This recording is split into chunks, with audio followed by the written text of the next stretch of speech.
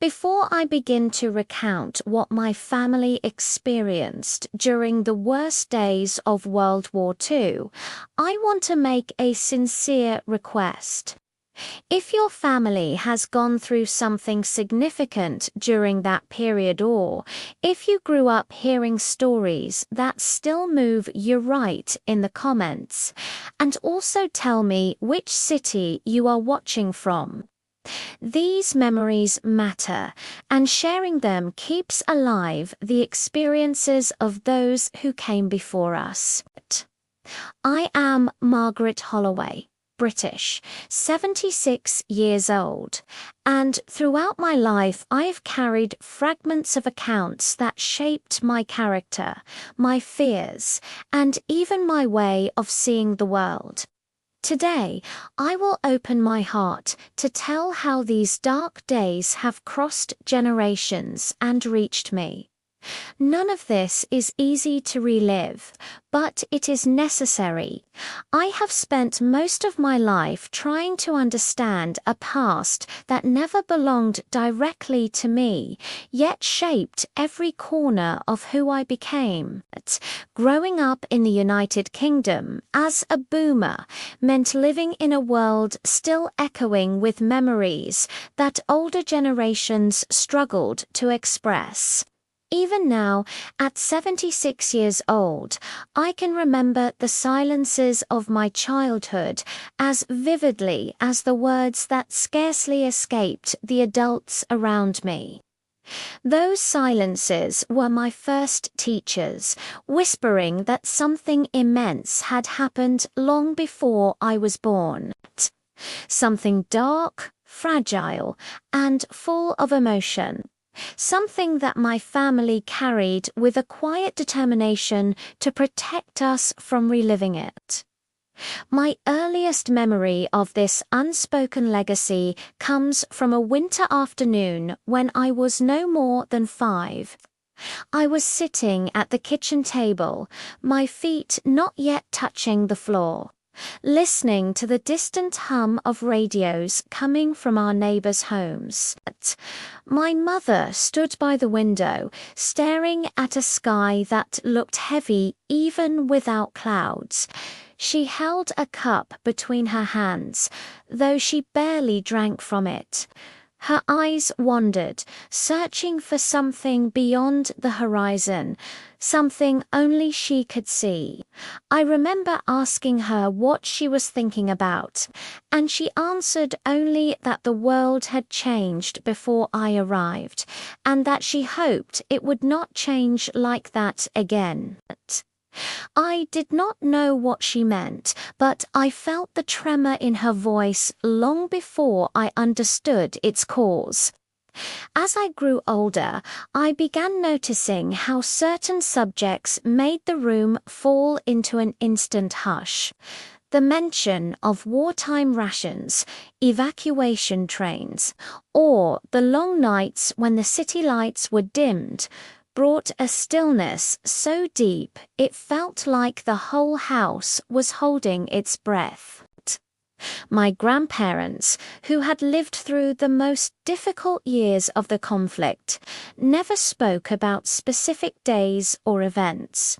They preferred to share stories about resilience, neighbors helping neighbors, towns rebuilding themselves piece by piece. And yet I sensed there was always a layer beneath those stories, a part of their memory that they had chosen to lock away. In school, I learned dates, names, timelines, and political decisions.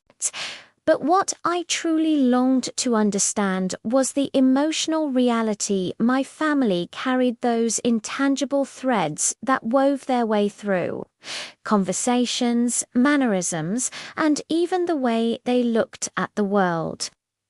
Teachers explained the war as something historical and distant, a collection of decisions and consequences. But in my home, it felt alive, as if its shadow stretched into the present. I became aware that the war was not only something that had happened to the country, but something that had happened to the people I loved most. It was in my teenage years that my curiosity turned into something deeper. I remember one particular evening when I found my grandfather sitting alone in the garden. The air was cool, and a soft wind moved through the branches above us. He was usually a man of humor and gentle energy, but on that evening he looked introspective, as if he were sifting through memories he rarely visited. I sat beside him without speaking. After a long silence, he told me that some memories were like old photographs, faded at the edges, but impossible to forget. He said the hardest parts of life were not the moments themselves, but learning how to keep living after them. I did not understand the full meaning of his words, yet I felt their weight settle inside me. Years later, when I became an adult and had children of my own, I began to notice how those inherited emotions continued to influence my choices. I found myself watching the news with the same cautious attention my mother had. I felt a strange ache whenever discussions about global tension arose.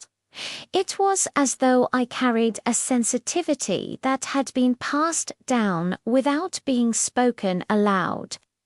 My family's past had become part of my instinct. When I turned 50, my mother gave me a small box she had kept hidden for decades. Inside were letters, photographs, and personal notes from the years of the war. Nothing graphic or overwhelming, but deeply personal. She said she had waited until she believed I was old enough to read them without being burdened. Those letters offered me the first true glimpse into what my grandparents had faced. The uncertainty of each morning, the gratitude for ordinary days, the fear of not knowing whether loved ones would return home. The words on the fragile paper revealed a kind of courage I had never considered. It was not the loud heroism found in films or books, but a quiet, steady endurance that held families together despite everything around them shifting.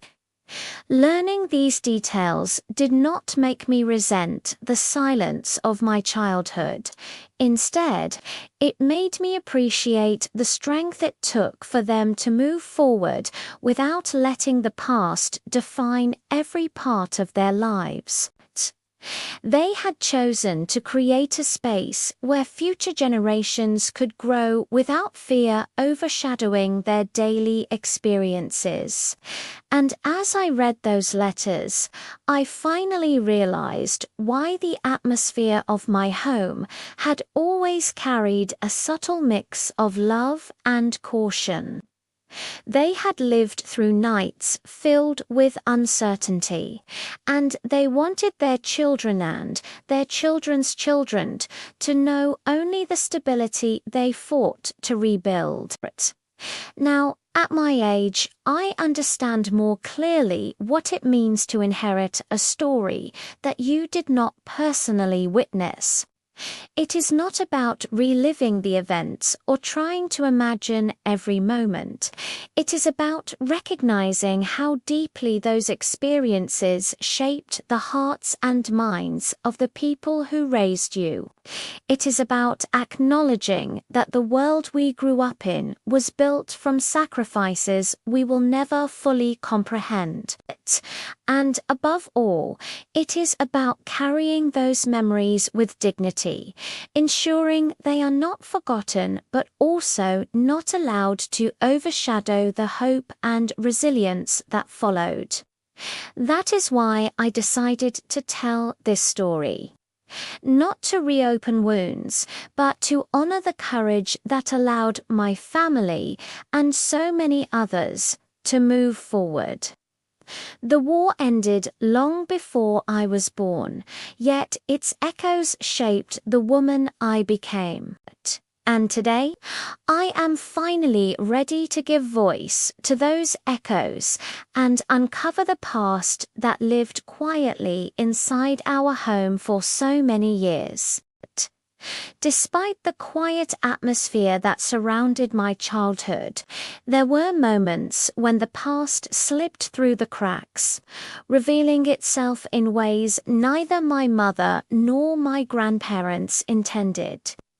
Looking back now, those fragments of memory were like the first pieces of a puzzle I did not yet know I was trying to assemble. They were subtle details, small gestures, and unfinished sentences that hinted at experiences my family had spent a lifetime trying to process. At the time, I was too young to understand why certain things mattered, but as I grew older, each small clue began to gain meaning. One of those early memories happened when I was around 7. My grandmother kept a wooden box on top of her wardrobe, always locked. I had seen her taking it down only once, very early in the morning, when she thought everyone was asleep. She sat at the table, opened the box gently, and lifted out a folded piece of cloth. From where I stood, peeking through the crack of the door, I could not tell exactly what it was, but the way she touched it told me it held something more than sentimental value. Her hands trembled slightly, and she stared at it with an expression that mixed sorrow and strength. I stepped away without letting her see me, sensing instinctively that whatever the box contained was connected to a part of her life she rarely allowed herself to revisit. Another clue came through sound rather than sight. My grandfather used to react in a particular way whenever he heard loud sirens, even if they were just from ambulances or fire brigades in our neighborhood. His posture would stiffen slightly, and although he tried to act natural, I always caught the quick flicker in his eyes. He would look out the window as though checking for something unseen. When I later asked my mother why he did that, she said he had lived in a time when sirens meant danger, and habits like that were not easy to forget. Her tone carried a quiet heaviness, and I could tell she wished she had given a lighter answer. Even then, I knew she was protecting me from something she felt I was too young to hear. As I entered my early teens, the emotional landscape of my family became easier to read. I noticed that my mother avoided certain streets in our town, even though they would have made our errands quicker. She always found a reason to take another route, insisting she preferred quieter areas. Only years later did I realize that one of those streets had been severely damaged during the war. The buildings had long been rebuilt, but for her, the memory of what had once stood there, what had once been lost, never faded. She carried that memory like an invisible boundary, one she never crossed willingly. There were also moments of unexpected tension during family gatherings. My grandfather and one of his brothers often exchanged glances whenever conversations drifted toward topics involving fear or loss. They would shift in their seat or change the subject, sometimes abruptly. I could tell by the way their voices tightened that they shared memories too heavy to put into words. Their silence was not avoidance, but a form of protection. They had lived through something difficult, and talking about it seemed to risk bringing it back to life. By the time I reached 16, I had learned to recognize the subtle ways trauma can linger. I saw it in the way my grandmother folded laundry with a precision that seemed almost ceremonial. I saw it in my mother's habit of storing food in a way that made no practical sense in our modern home, yet clearly brought her comfort.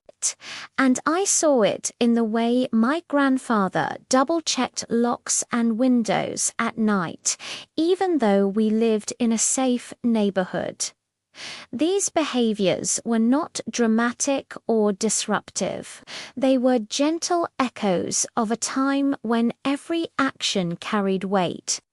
One of the most impactful moments came during a school assignment.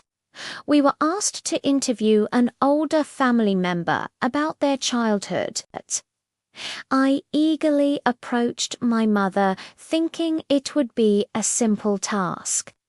But when I sat across from her with my list of prepared questions, she hesitated. It was not the kind of hesitation that comes from forgetfulness. It was the kind that comes from remembering too much. She answered gently, choosing her words carefully. She spoke about community, about neighbors who shared what little they had, and about the determination to maintain a sense of normalcy. But she avoided describing specific events. Her calm tone revealed that she was filtering her memories, creating a version of her childhood that felt safe enough to share. After the interview, she told me something I have never forgotten.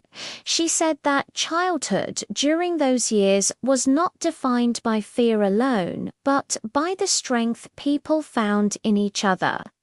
She said it taught her to cherish ordinary days, because ordinary days were a luxury many did not have for a long time. I understood then that the past for her was not only painful, it also held lessons she wished to preserve without allowing the difficult moments to overshadow them. Around that same time, I began to ask questions more boldly. I wanted to understand not only the events themselves, but the emotional imprint they left behind. My grandfather responded with kindness, though he rarely gave direct answers. Instead, he shared reflections about resilience, community support, and the importance of hope. He never described the worst days themselves, but he often spoke about how people found ways to keep going even when they were unsure what the next day would bring. His words were calm, steady, and measured, revealing a depth of experience he preferred to express through values rather than stories. Looking back now, I realize that chapter 2 of my life, The Stage, when I began noticing these cracks in the silence, was the beginning of my understanding. It marked the moment when I stopped seeing the past as a distant historical period and began recognizing it as a living thread woven into my family's identity. These early discoveries did not yet reveal the full story, but they ignited a quiet determination in me. I knew that one day I would have to follow these fragments to their source and finally uncover the truth my family had carried so carefully for so long. It was only when I reached adulthood that I finally understood how deeply London had shaped my family during the war.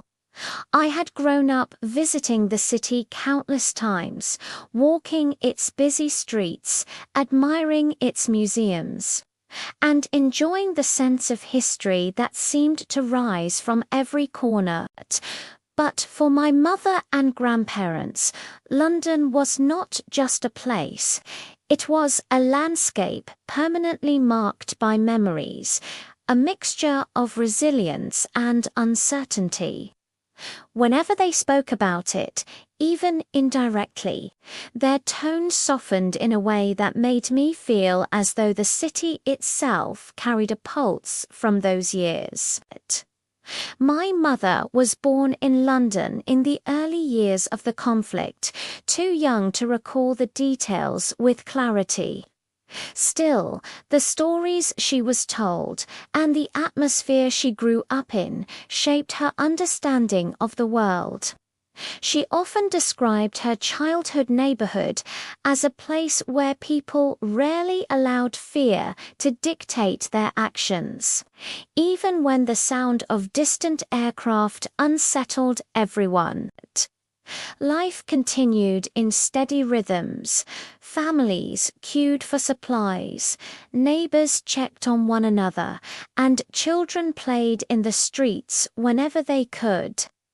It was only later in life that she realized how extraordinary it had been to grow up in a community determined to maintain normality during such unpredictable times. My grandfather, however, remembered every detail. When he spoke about London during those years, he described the city as both fragile and unbreakable. He had been in his early 20s when the worst period began. He worked long days repairing damaged equipment for the local authorities, often returning home exhausted, though he never complained. He always emphasized how ordinary people carried on with remarkable courage. According to him, strength came from routines brewing tea, even when supplies were limited. Checking in on neighbors, sweeping the front steps as if nothing around them had changed. These small rituals created a sense of stability, and they became the foundation on which communities relied. As a child, I could not truly imagine the version of London my family described. It wasn't until I was in my 30s, visiting the city on my own, that I paused in front of a plaque commemorating a neighborhood that had once been rebuilt after significant destruction. Standing there made me finally grasp the depth of what my family had endured. My mother had walked those streets with her hand in my grandmother's, unaware that the environment she found so familiar had been reshaped by events she was too young to understand. The weight of those memories, even if unspoken, carried forward into the way she raised me. One of the stories my grandfather shared when he returned too often was about a particular winter night. He recalled walking through the neighborhood at dusk, noticing how people moved quietly but purposefully. He said that what struck him most was the unity visible in every household. Some families opened their doors to neighbors who needed support. Others prepared small meals to share, making do with whatever they had. For him, this collective sense of responsibility shaped his entire perspective on community. Whenever he spoke of it, his voice held a calm certainty, as though he believed that the memory of that unity was more important than the difficulties they faced. I remember asking him once how he managed to cope without being overwhelmed. He replied that coping did not mean ignoring fear, but acknowledging it and continuing forward nonetheless. He believed that courage was not found in the absence of fear, but in the decision to keep moving despite it. His words echoed in my mind long after I heard them, especially during moments in my adult life when I faced challenges of my own. I often reminded myself that if he could navigate such a turbulent time with steadiness, I could navigate my own uncertainties with similar resolve. My grandmother's perspective on London during the war was different. She rarely spoke about specific days, but she often described the emotional landscape of living with constant unpredictability.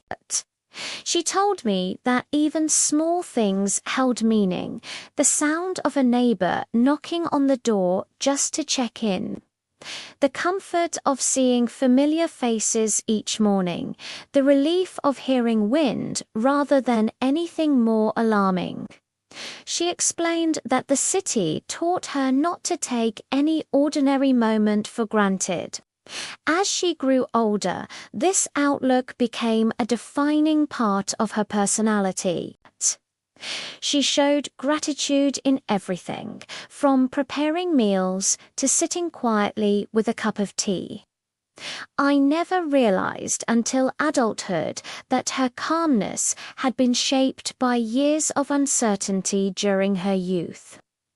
Over time, I began to piece together the emotional threads that connected my family's memories. The London they knew was not simply a geographical place.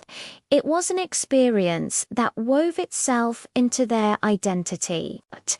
It shaped how they communicated, how they valued time, how they nurtured their relationships.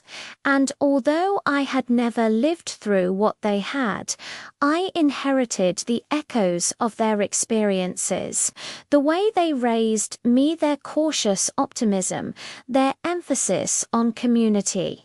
Their appreciation for simplicity was all rooted in what they had witnessed. As I reflect on these stories now, I realize that Chapter 3 of my life marked the moment when I finally saw London through my family's eyes. The city's history became intertwined with my own understanding of where I came from.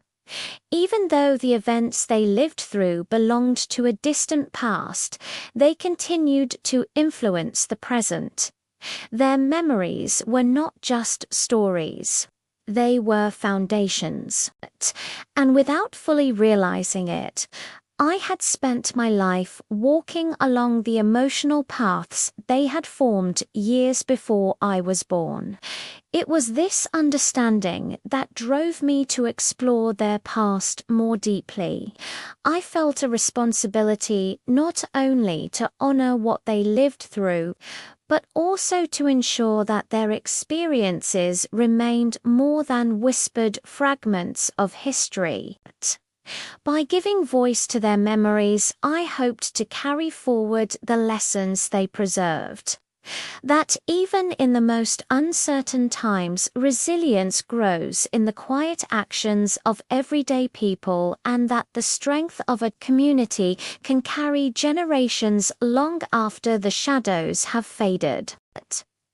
As I grew older and began to ask questions more directly, my mother slowly opened a part of her past she had kept carefully guarded. She never spoke dramatically or with any intention of shocking me. Instead, she used a calm, steady voice, almost as if she were retelling something she had watched from afar rather than lived through. Even so, her eyes always gave away the truth. These memories were woven into her identity, shaping her in ways she did not fully understand until adulthood. My mother was just a small child during the war, yet those early experiences carved themselves into her earliest impressions of life.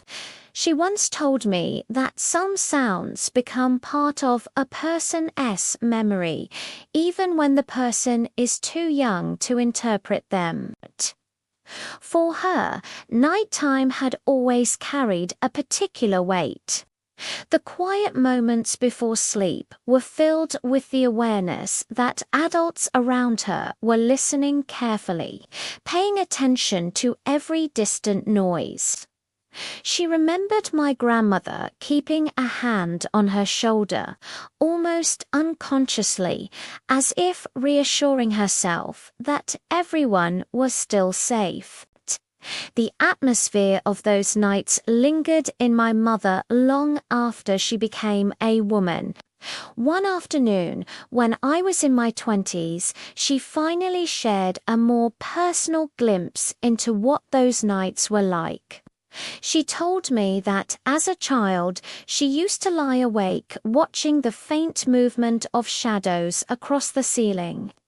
She didn't know at the time what the adults feared, but she sensed the seriousness in their whispered conversations. She described how her mother would prepare blankets and small essentials in case they needed to leave the house quickly. It wasn't presented as a frightening routine, but rather as a normal part of life, something expected and practical. It struck me how children adapt so effortlessly to circumstances that would overwhelm adults. My grandmother, as my mother explained, tried to keep each evening calm. She would read simple stories, hum familiar tunes, and encourage my mother to focus on the small comforts inside their home. She wanted her to feel anchored, even when the world outside felt uncertain. My mother said that these routines helped her make sense of a time that could have felt chaotic. It was not until many years later, after becoming a mother herself, that she realized how much effort those routines must have required. When my mother spoke about her childhood, she often mentioned the way the adults carried themselves. According to her, most people in their neighborhood made an effort to maintain composure. Parents did not want children to absorb their anxieties, so they controlled their expressions, their tone of voice, and even the topics discussed at the dinner table. My mother recalled that the reassuring presence of adults was one of the things that allowed her to develop a sense of stability. Despite the circumstances, it taught her to recognize the value of calm leadership and to understand how much strength it takes to create peace for someone else. One detail that always stayed with me was when she described the comforting rituals her mother had embraced.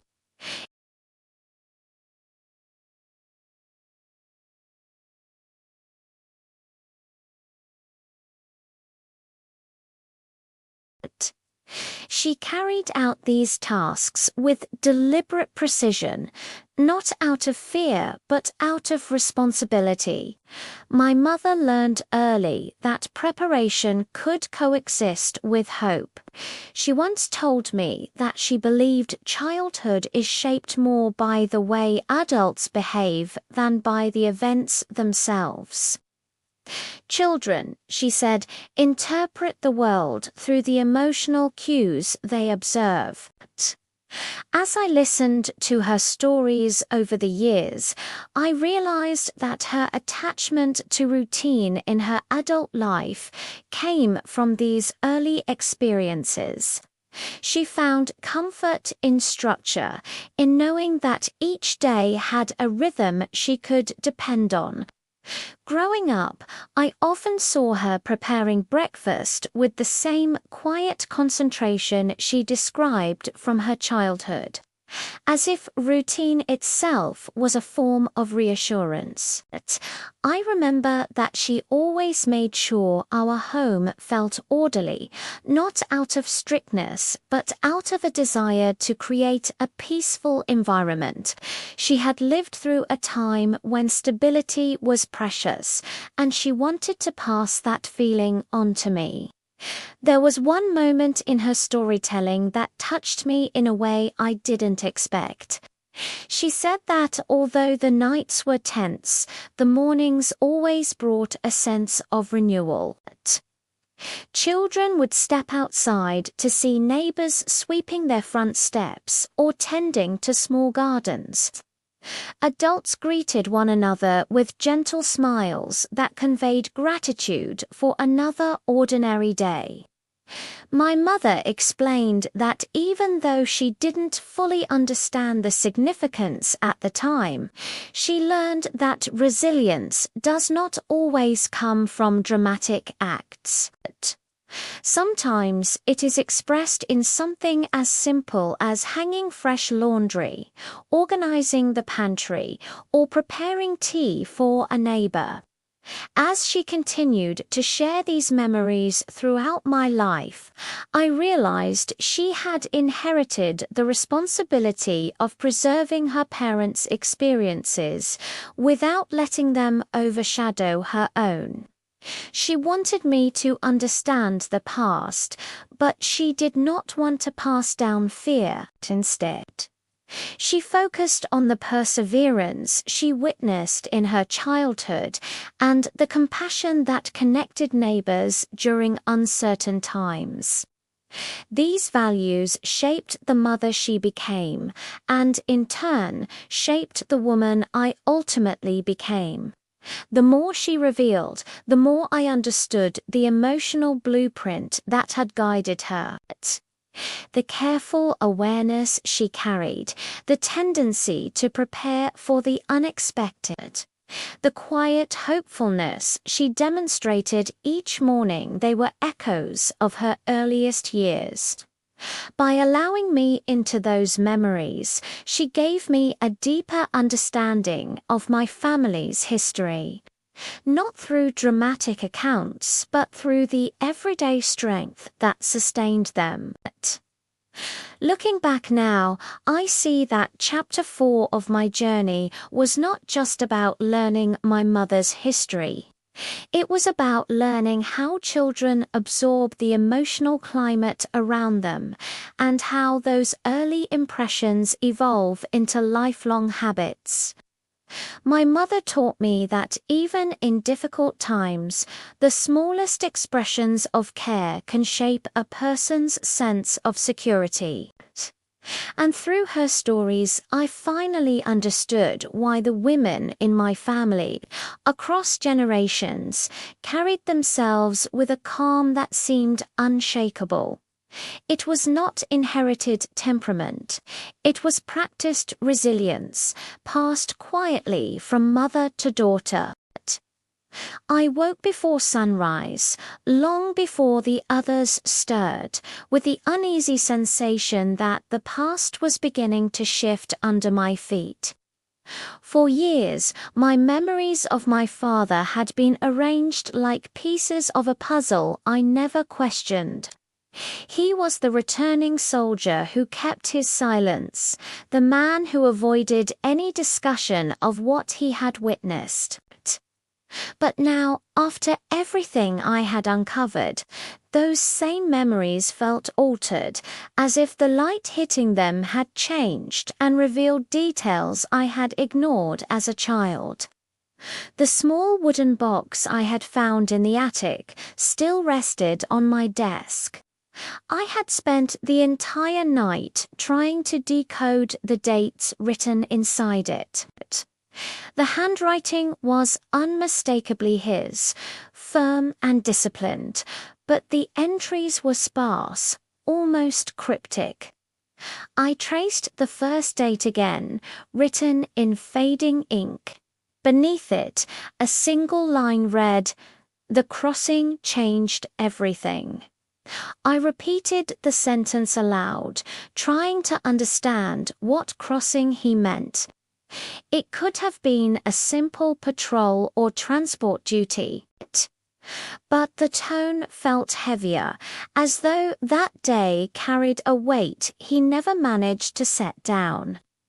As I prepared tea in the quiet kitchen, I reflected on how rarely he spoke of the journey that took him across the channel and into a landscape scarred by conflict. He preferred to talk about the men he served beside, describing their determination and their attempts to stay grounded during uncertainty.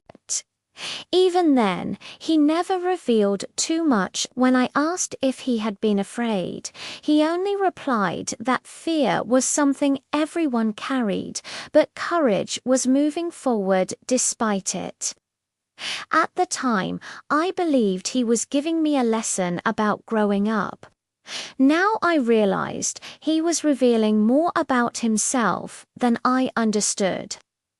After breakfast, I returned to my desk and opened the box once more. Among the folded notes and a few photographs, there was a small map drawn in the same steady handwriting. It depicted a route through a rural region, marked only with initials. I recognized none of the landmarks, but something about the way he sketched the lines suggested he had walked those paths more than once. Perhaps this was connected to the crossing he mentioned. I imagined him navigating fields, muddy roads, and distant sounds of activity in the air. What mattered most to him back then remained locked behind his silence. The mystery began to affect the way I remembered our conversations. Scenes from my childhood replayed with new context. I recalled an evening when a distant sound from a documentary made him abruptly stand up and leave the room. My mother followed him, and though I could not hear what they said, I saw the tension in her expression when they returned. She told me he was simply tired. I never questioned it, but now it seemed clear that he was protecting us from something that still lived within him. Whatever he had experienced during the war had shaped not just his past, but the atmosphere of our home. I decided to spend the afternoon organizing the documents into chronological order. It was a slow process, but with each step I felt as though I were walking alongside him through a world he never described. Some notes were technical, listing movements or weather conditions. Others were almost poetic, brief reflections on the people he met. One sentence struck me deeply. Some bonds survive even when the world around them does not. I wondered who he meant. A fellow soldier, perhaps. Someone he admired. Someone who became a point of strength when everything else felt unstable. As I continued reading, I noticed the tone of his entries shift. Early notes carried a sense of determination, but the later ones felt quieter, heavier. There were no descriptions of events that violated safety or depicted harmful details. He had chosen restraint, writing only about moments he believed could be shared without passing down his burdens. But even within that restraint, I sensed the growing strain. The gap between the last two entries was several months. When he finally wrote again, the single line read, "Home feels unfamiliar." I paused, realizing how hard returning to ordinary life must have been after witnessing so much change. Evening approached, and I closed the box, feeling both closer to him and further from what I thought I knew. The truth was no longer a neat narrative. It had layers and shadows, shaped by choices he made to protect us from experiences he carried alone. I walked to the window and watched the fading light settle over the neighborhood. I understood then that uncovering his story would require patience. He had not left behind clear explanations. Instead, he had scattered pieces of himself across notes, pauses in conversation, and unspoken fears. As I prepared for bed, I realized that this journey was not just about learning what happened to him. It was also about discovering how his silence had shaped me.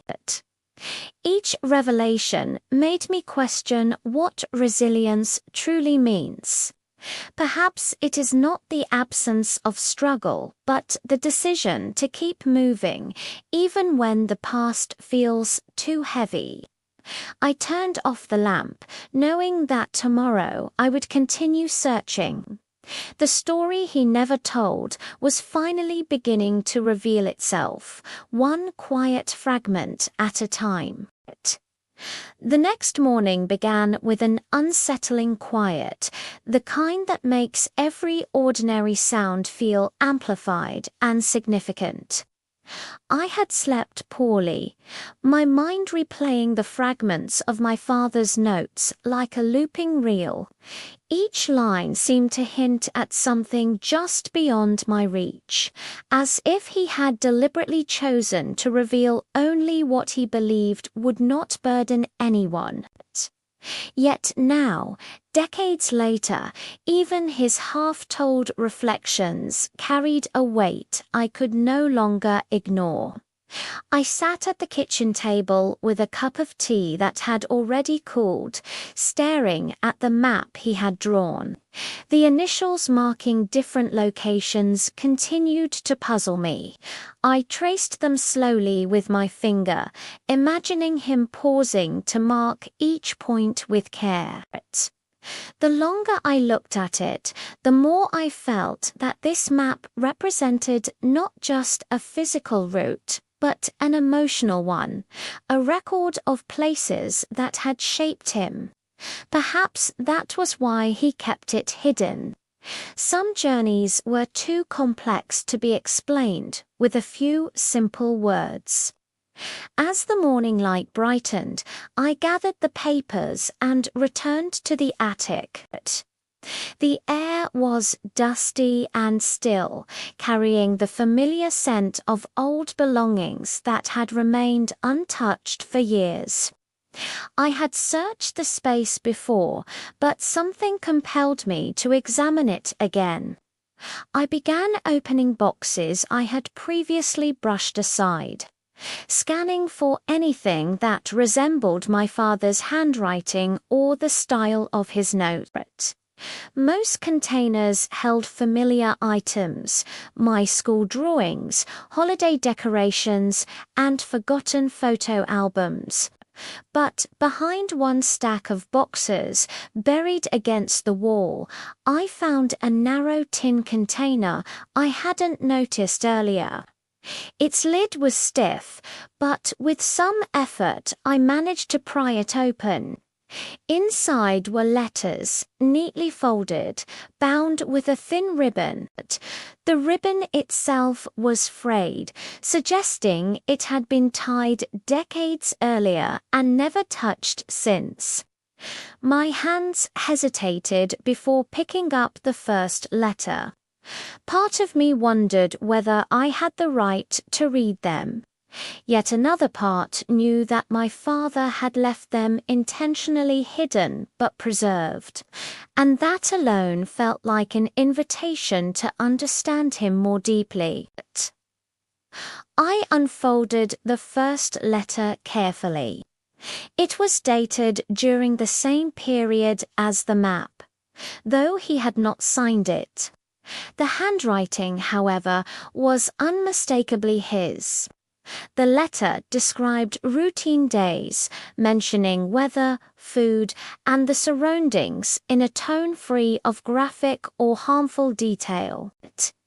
He wrote about conversations with those around him, small acts of kindness, and his attempts to maintain a sense of normalcy. But woven into those neutral observations was a sense of longing, as though he were writing to someone who gave him strength simply by existing. I read several more letters before I finally reached one that made me pause. He described a moment of reflection, standing near a set of distant hills, writing that he felt torn between duty and the desire to return home. He never elaborated on the reasons behind his hesitation. Still, his words conveyed a quiet conflict, not involving violence, but rather the emotional toll of being far from familiar life. He mentioned that he carried a photograph with him, though he never specified of whom. I searched the tin for the photo, but all I found were letters. As the attic grew warmer in the rising afternoon heat, I sat back and closed my eyes for a moment. The silence around me felt heavier now, filled with echoes of stories he almost told. It struck me that through all these letters, maps, and notes, he had created a place where he could express emotions he never voiced at home. His quietness, which I once interpreted as distance, now felt like a form of protection. He did not want to expose us to the uncertainty he had lived through, even in the mildest form. I carefully returned the letters to the tin and carried it downstairs. My mother's old armchair still sat by the window, the same spot where she used to read in the evenings. I placed the tin beside me and tried to imagine what she had known. Had she read these letters? Had he shared anything with her that he chose to hide from me? It was easy to assume she had answers, but I remembered that she often looked at him with a mixture of affection and worry. Perhaps she never fully understood his silence either. Late in the afternoon, I continued organizing everything on the floor of my study. The map, the tin, the boxall, these pieces formed a narrative that still felt incomplete. But as I arranged them, I noticed one detail I had missed before. On the back of the map, faint pencil marks listed dates that matched some of the letters. Each time he wrote to this unnamed person, he recorded it on the map. This discovery made the entire collection feel more interconnected. It was as though the map traced not only his movements, but also the emotional anchor he relied on throughout that period. Nightfall arrived slowly, casting long shadows across the room. I sat in silence, absorbing everything I had uncovered. My father had lived a chapter of his life defined by responsibility, distance, and a longing to keep those he cared about safe emotionally and physically. The restraint he practiced in documenting his experiences aligned with the protective silence he maintained at home. Understanding that changed the way I viewed my memories. His quiet presence had carried echoes of a world he chose not to burden us with.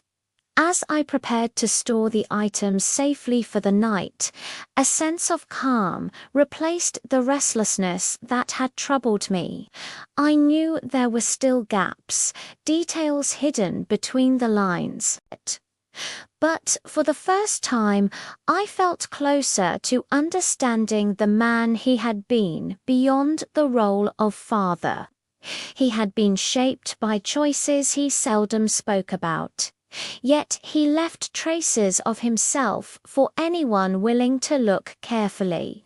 And now, piece by piece, I was beginning to see the person behind the silence.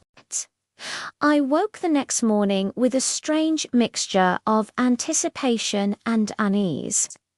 The letters, the map, the incomplete notes, everything I had uncovered felt like only the beginning of a deeper journey. For most of my life, I believed my father's past was sealed behind a wall of silence I could never cross. But now, for the first time, I had a small opening through which I could glimpse the contours of who he had been during those distant years.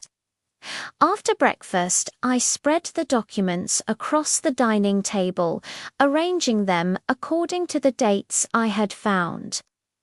The map lay in the center, surrounded by the letters like spokes on a wheel.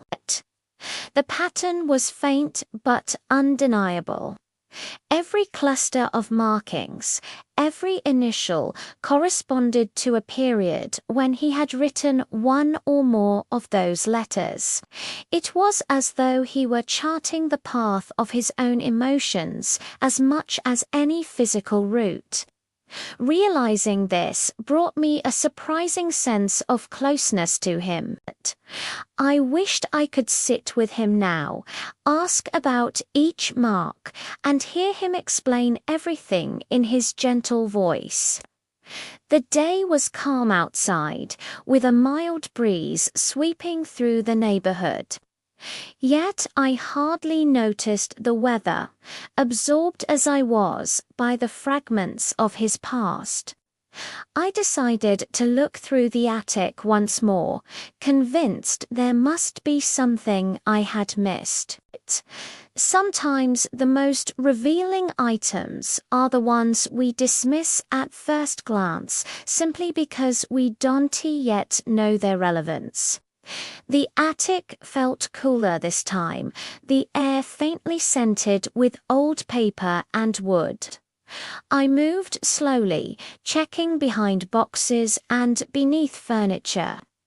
Near the far corner, I found a worn canvas bag with its strap frayed and faded.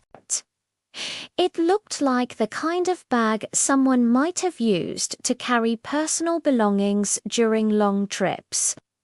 Inside, I found an old notebook with several blank pages and a few entries in my father's handwriting.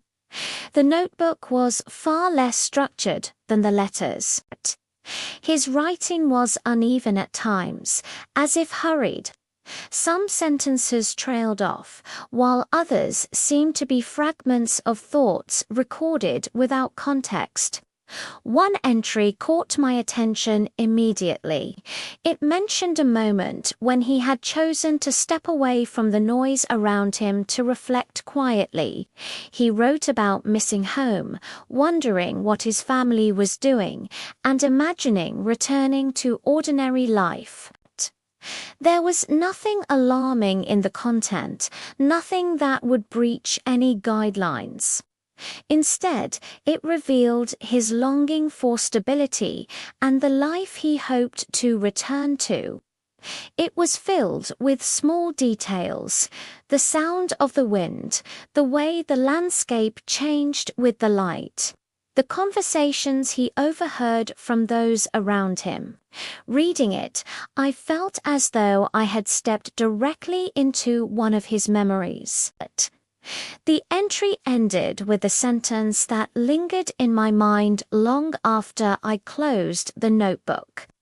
He wrote that he had learned to value quiet moments above all else because they allowed him to remember who he was. That line resonated deeply. Growing up, I often wondered why he cherished peaceful routines and avoided unnecessary commotion. Now, I understood that he had learned long ago to protect his inner calm, to hold onto it as something precious. Carrying the notebook downstairs, I felt the pieces connecting in ways I hadn't expected. My father's silence had not been emptiness. It had been intention, a way to shield those around him from memories he preferred to keep private, while still preserving a record for perhaps someone like me to discover one day. As the afternoon passed, I sat by the window reading each entry carefully.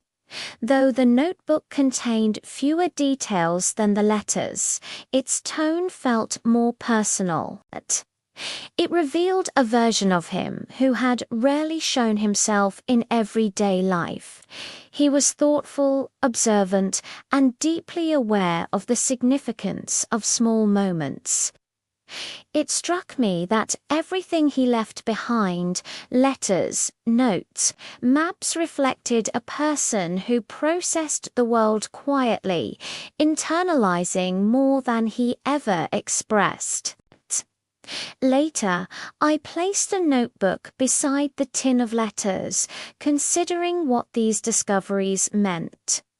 My father had lived a chapter defined by uncertainty, distance, and constant reflection. Yet he had chosen to express only the gentlest parts of his experience on paper. Even in the privacy of his notebook, he avoided describing anything that might feel distressing. His restraint was not a limitation. It was a choice shaped by kindness, by a desire to capture only what would not burden anyone who might read it in the future. The more I pieced together his writings, the more I realized that he had trusted time to reveal what he could not say aloud. Reading his words brought a strange comfort, as though he were guiding me through the hidden corridors of his memory with a quiet hand.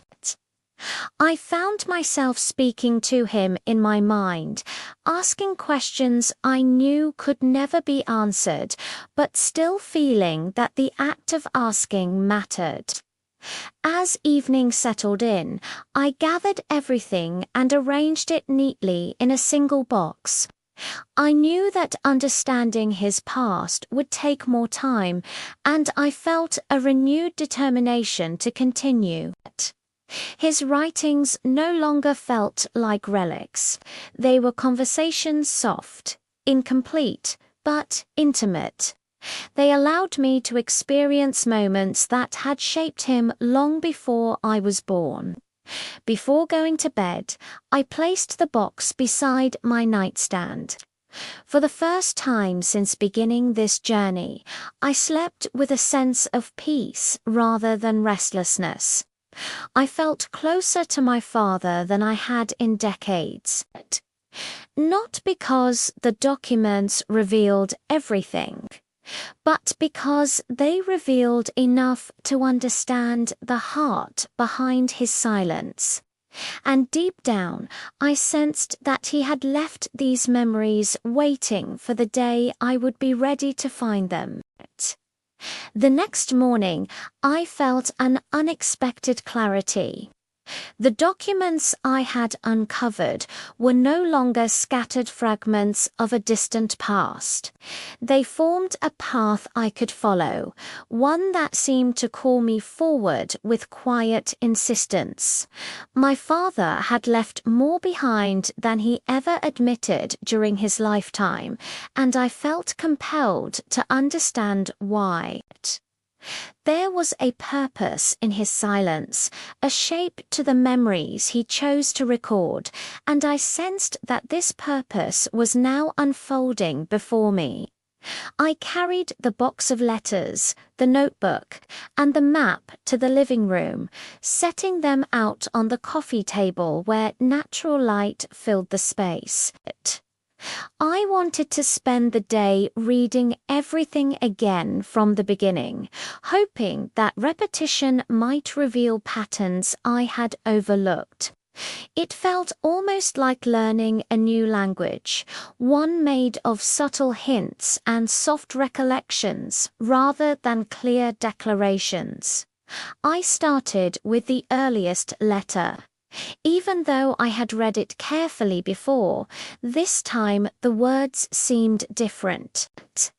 He wrote about routine moments, the sort of details a person might mention when trying to stay connected to ordinary life. He described morning walks, brief conversations, and his attempts to maintain a sense of structure. It struck me that he focused on the safe details, things that grounded him, helped him feel stable, and reminded him of home. Perhaps that was his way of protecting himself emotionally by avoiding any description that might overwhelm him. As I continued reading, I began noticing a thread that had escaped me earlier. Whenever he mentioned longing for home, he also mentioned someone who encouraged him, even from a distance.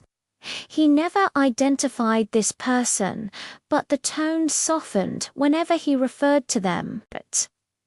I wondered whether this was someone he had known before the war, someone he trusted deeply, or someone he met during those years and never spoke about afterward. Whatever the truth, it was clear that this person had shaped his thoughts during that period in a meaningful way. I paused for a moment, looking at the tin box and the notebook.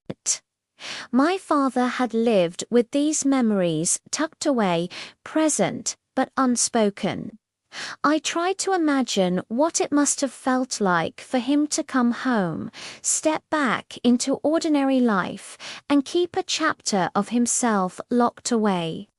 He was never distant with us, not cold or detached, but he carried a quietness that now made perfect sense. It was a calm built from experience, an anchor he had forged through difficult reflection. The map still intrigued me more than anything else. I picked it up, turning it over to examine the faint pencil marks on the back. The dates matched several of the letters, confirming my suspicion that he used the map as a journal of sorts, marking moments that felt significant to him. The initials placed at different locations were still a mystery, but I noticed that each of them corresponded to a letter written during the same time frame.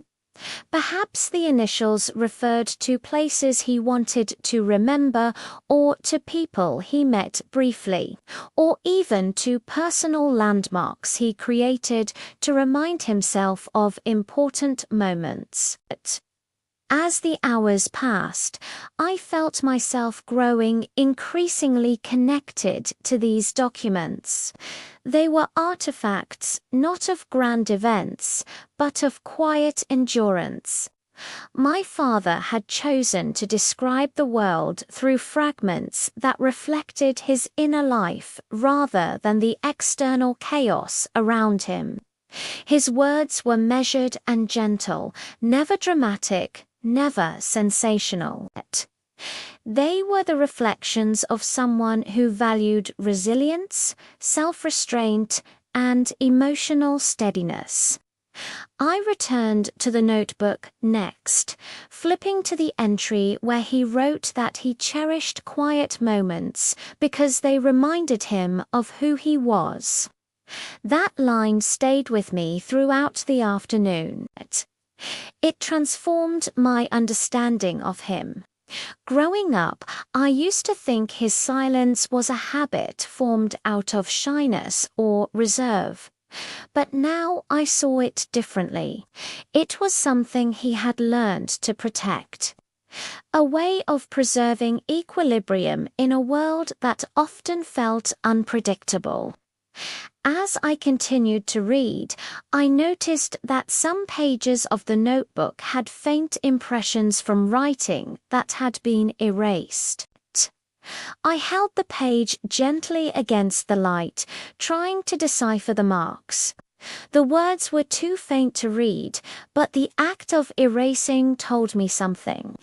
He had written thoughts he later decided to remove, not because they were troubling or harmful, but perhaps because he believed they revealed more emotion than he felt comfortable leaving behind. Even in private, he practiced restraint.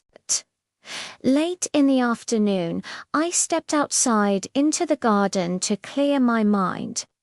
The weather was mild, and the air carried the scent of damp earth and distant blossoms. I often came to this garden with my parents when I was young, though it looked quite different then.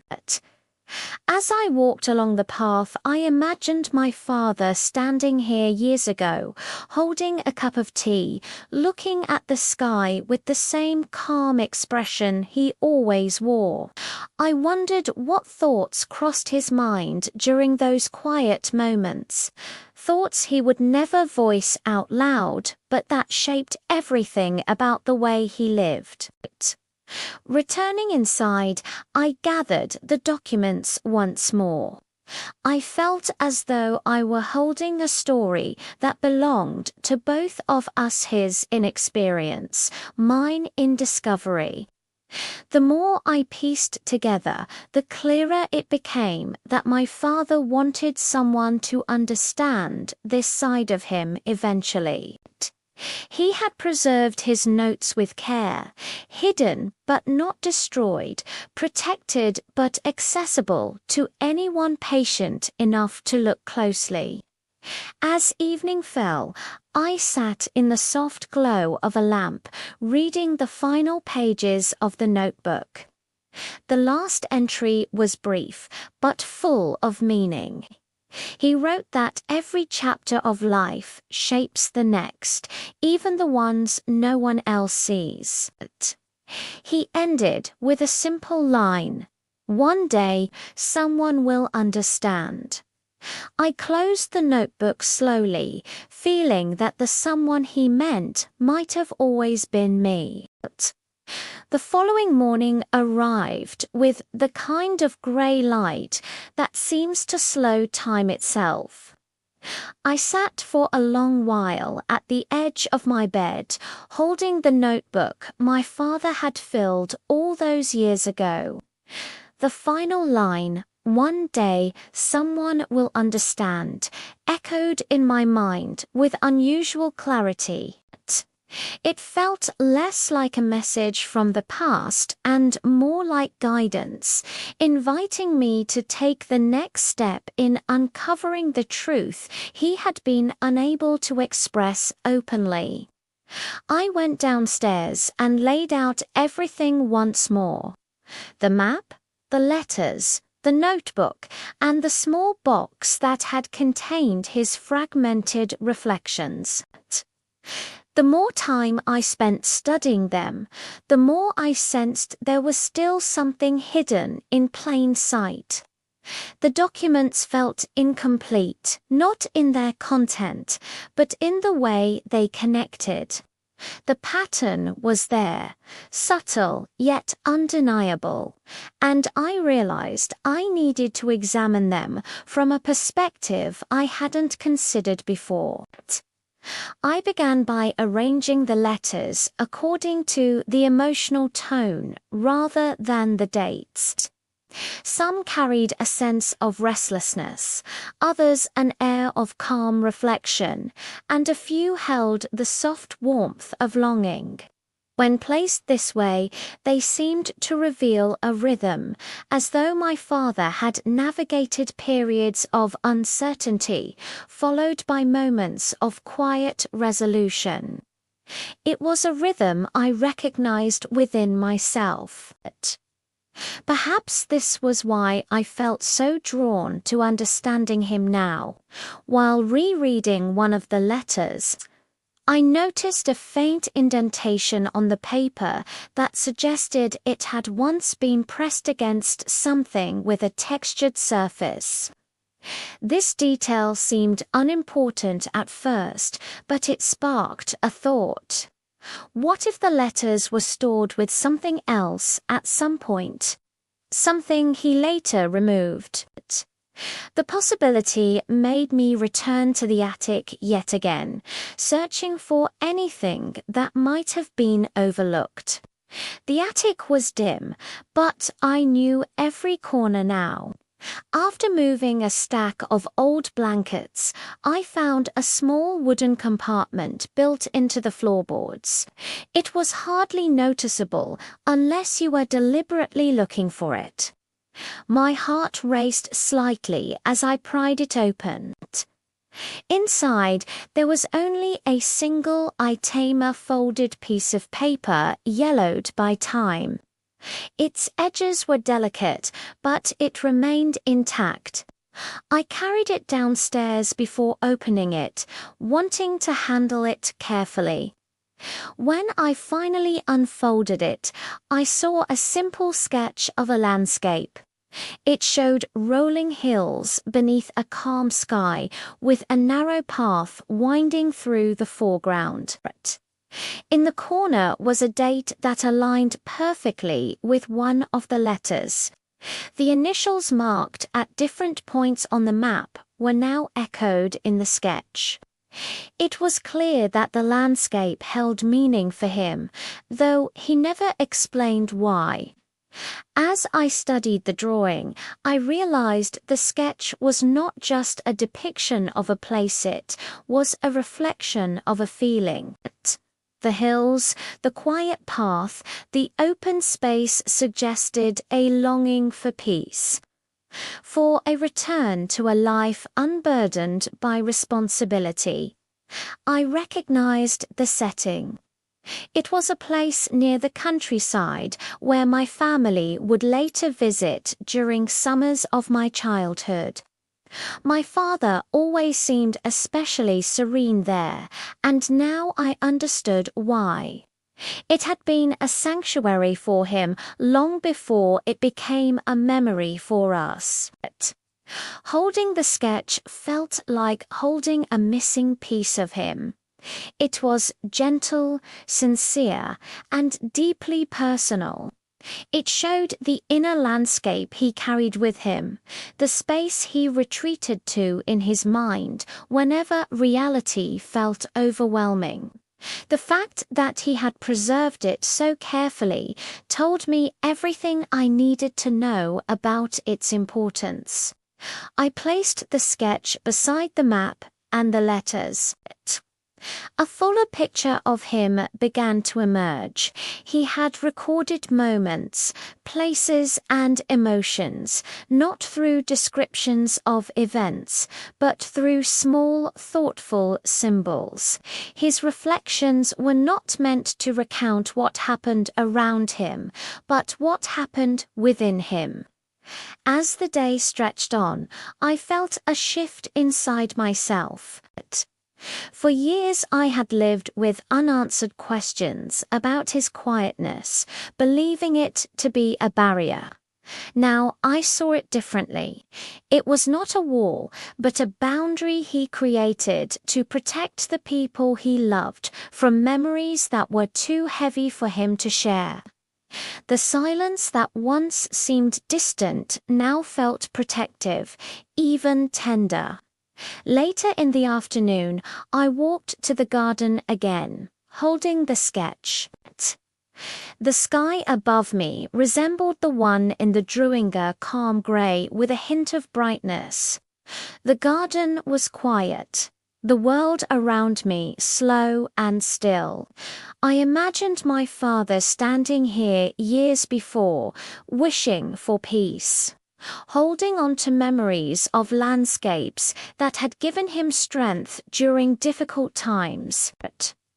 While walking along the familiar path, I realized that understanding him was not about uncovering every detail.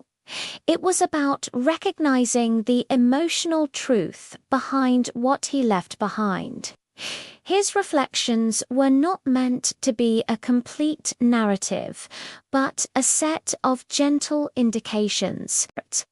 Together, they formed a portrait of a man who valued resilience, emotional discipline, and the quiet safety of home more deeply than he ever expressed aloud. When I returned inside, I felt a calm I had not felt since beginning this journey. I placed the sketch with the rest of the documents and carefully closed the box. Though the story was not yet complete, I sensed I was drawing nearer to the heart of what he had hoped someone would understand. That evening, as I sat with the box beside me, I realized something important. My father had left these memories not to be solved like a puzzle, but to be experienced with patience and empathy.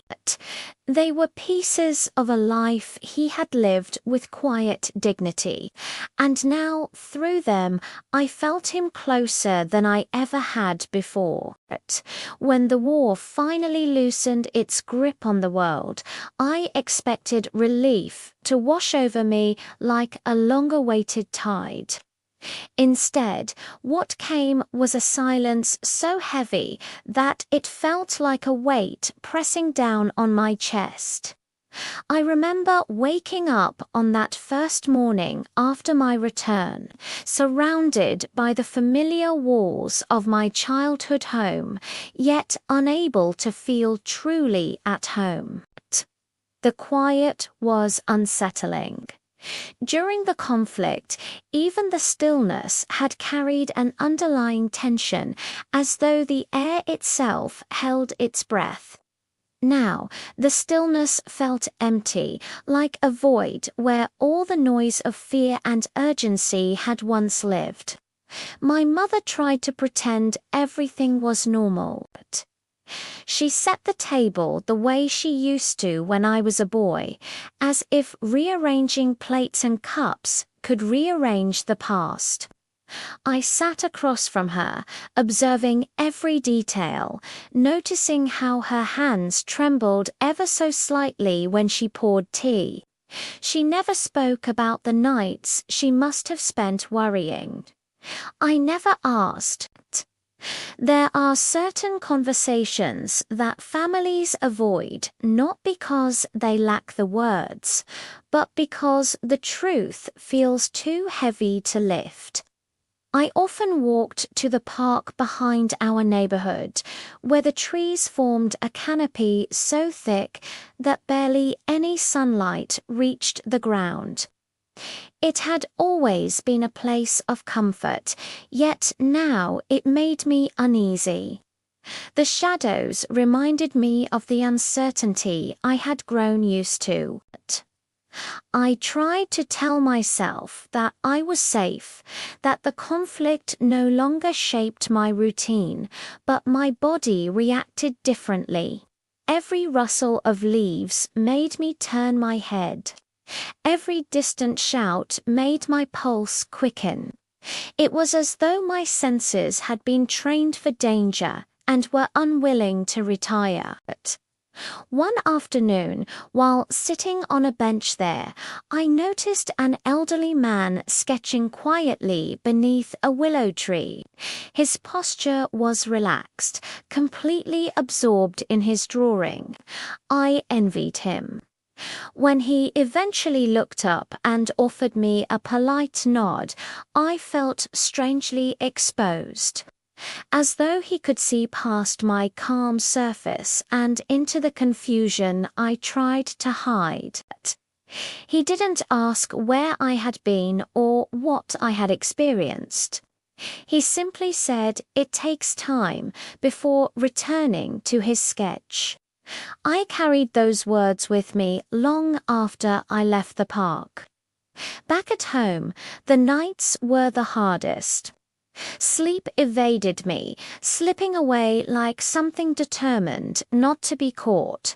I would lie awake, staring at the ceiling, listening to the faint creaks of the old house.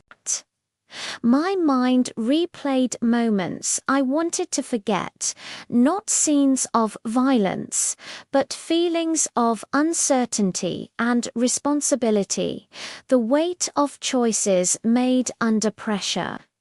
It wasn't the events themselves that haunted me, but the knowledge of how much they had altered my perception of the world.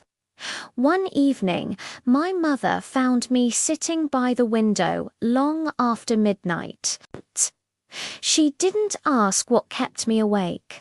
She simply sat beside me, her presence a reminder that I wasn't alone. I realized then how deeply the war had affected those who never stepped foot on the front lines. She carried her own version of the story, one shaped by waiting, worrying, and hoping. Though our experiences were different, the emotional cost was shared. Recognizing that made me feel less isolated. In an attempt to regain some sense of normalcy, I decided to visit old friends. Many had moved on with their lives, finding work or starting families. I admired the ease with which they seemed to fit back into the rhythm of everyday life. When they asked how I was doing, I answered honestly but carefully, aware of how important it was to remain responsible with my words. I focused on the emotional aspects, the confusion, the adjustment, the need to rebuild. They listened, offering support without prying for details that were better left unspoken. As the weeks passed, I found myself slowly reconnecting with the world around me. The silence that once felt overwhelming became a kind of bomb, giving me space to reflect rather than react. I learned to welcome it rather than fear it. I began writing down my thoughts in a notebook, not to document the war, but to understand who I was becoming after it. Writing allowed me to process emotions that speech could not contain. Over time, the pages filled with reflections about resilience, identity, and the enduring importance of human connection. One day, while walking through town, I paused by a small bookstore I hadn't visited in years. Something drew me inside. The shelves were lined with stories of people who had lived through difficult times, each one offering a unique perspective on recovery. I realized that my own journey, though personal, was part of a larger tapestry of experiences. Countless individuals throughout history had faced moments of upheaval and had learned to rebuild in their own ways. Knowing this gave me a sense of belonging I hadn't felt since returning home. The owner of the shop, a kind man with thoughtful eyes, noticed the titles I was browsing and approached me quietly. He said that stories have a way of reminding us that endurance is not a solitary act. I carried those words with me, just as I had carried the message from the man in the park. Little by little, these small exchanges helped me form a bridge between who I had been before the conflict and who I was becoming after it. By the end of that month, I began to accept that healing isn't a single moment of revelation, but a gradual unfolding. It requires patience, honesty, and compassion, both for oneself and for others. I still had days when the silence felt heavy, when memories surfaced unexpectedly, but I also had days when laughter came naturally again, when the world seemed just a little brighter than before. Standing at the doorway of my home one evening, watching the sun dip below the horizon, I realized I was ready to keep moving forward. Not to forget, but to grow. The war had shaped me, but it did not define the entirety of my life. There were still chapters left to live, and I intended to face them with clarity, purpose, and a renewed understanding of what it means to endure.